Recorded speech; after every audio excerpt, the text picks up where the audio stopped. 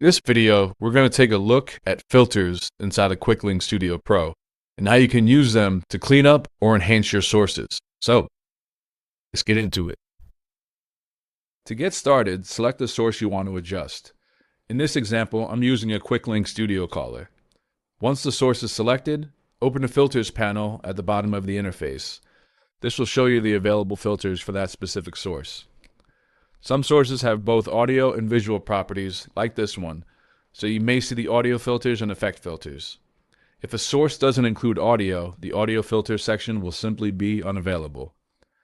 Let's start with an audio filter. Click the plus icon, or right-click inside audio filter area and choose Add.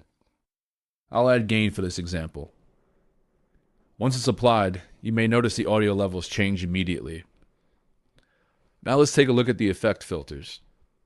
Same thing here, right-click in the effect filter area and choose Add. StudioPro gives you a wide collection of visual filters to work with, including color correction, color grading, keying for green screens, dynamic masks, and even more creative options like the 3D transform. For this demo, I'll use color correction. When you open it, you can adjust the brightness, contrast, gamma, and other settings to dial in the look you want. If you ever need to reset anything, click Defaults, and it will return everything back to normal. You can remove any filter by selecting it and clicking the minus icon. Confirm the removal, and it disappears from the source. A helpful feature is the filter bypass toggle. Whenever a filter is applied, you'll see this small icon next to the source. Clicking on this icon temporarily disables all filters on that source without deleting them. This is great for quickly comparing the before and after look while you work.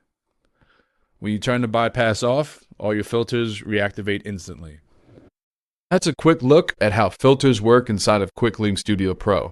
A simple way to clean up some audio, refine your visuals, add creative enhancements to your production.